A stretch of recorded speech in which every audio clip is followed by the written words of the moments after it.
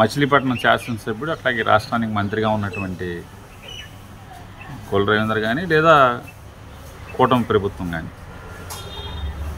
వీళ్ళందరూ కూడా అంటే ప్రజలకైనా మేలు చేయండి అంటే మేలు చేయాల్సింది పోయి వాటి మీద ఏమాత్రం దృష్టి పెట్టకుండా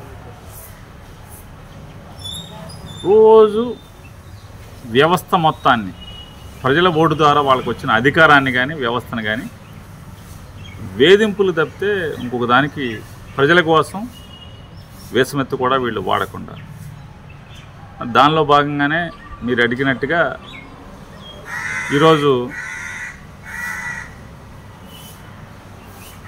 మాకే పాపం తెలియదని తెలిసి కూడా మేమేం పాపం చేయలేదని చెప్పని పోలీసు వ్యవస్థ అందరికీ కూడా తెలిసి కూడా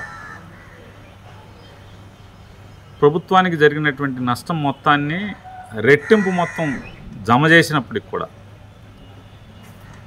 ఇవాళ నా భార్య శ్రీమతి పేరుని జయసుధా గారిది జిల్లా కోర్టులో ఇచ్చినటువంటి బెయిల్ ఏదైతే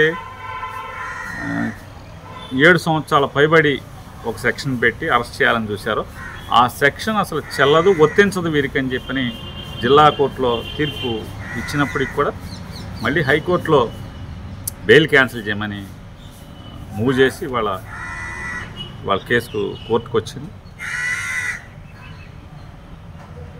ఈ కేసు ఏంటంటే అంటే ప్రభుత్వంలో అందరూ కానీ లేదా అధికారులు కానీ ఆశ్చర్యపోయేది, కానీ మీడియా ద్వారా ప్రజలకు కూడా నేను వాళ్ళని ప్రశ్నిస్తున్నాను. ఆంధ్రప్రదేశ్ రాష్ట్రంలో సివిల్ సప్లైస్ శాఖ ఏర్పడిన దగ్గర నుంచి ఇంతవరకు అంటే డిసెంబర్లో మా మీద కేసు నమోదు చేశారు. అప్పుడు కానీ లేదా ఇప్పటి వరకు కానీ మా తర్వాత కానీ ఒక్క క్రిమినల్ కేసు అనేది మా మీద తప్పితే, మా కుటుంబం మీద తప్పితే, మా భార్యాభర్తల మీద తప్పితే ఇంతవరకు ఒక క్రిమినల్ కేసు ఎవరి మీద కట్టలేదు. రెండవది, సాక్షాత్తు సివిల్ సప్లైస్ శాఖ మంత్రి వెళ్ళి 22,000 టన్నులు పట్టుకున్నాను అని చెప్పని గోడౌన్లు సీజ్ ద గోడౌన్స్ అని చెప్పి పెద్ద పెద్ద రంకులు వేసినప్పటికి కూడా వాళ్ళెవరి మీద క్రిమినల్ కేసు లేదు. అందరి మీద 6A కేసే. తర్వాత చాలా జరుగుతున్నాయి, అన్నీ 6A కేసులే.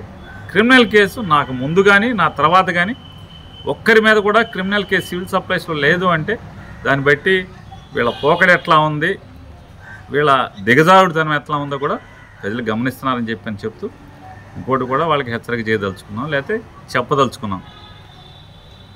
నన్ను, నా భార్యని, కొడుకుని మీరు వేధించినా, మానసికంగా ఒత్తిడి చేసినా, మమ్మల్ని జైల్లో పెట్టినా, నా భార్య కూడా ఒకటే చెప్తుంది, అవసరమైతే మనం జైలుకి వెళ్దాం, న్యాయం జరుగుద్దని నమ్మకం ఉంది, లేదంటే వాళ్ళ వేధింపులే వాళ్ళ పై చేయి సాధిస్తే ఖచ్చితంగా జైలు నుంచే వద్దాం. కానీ పొరపాటును కూడా జగన్మోహన్ రెడ్డి గారిని వదిలేదు, వైఎస్ఆర్ కాంగ్రెస్ పార్టీ నుంచి తప్పుకునే లేదు, మీ తప్పుల్ని మీ పాపాలని కడగటం మానేది లేదు.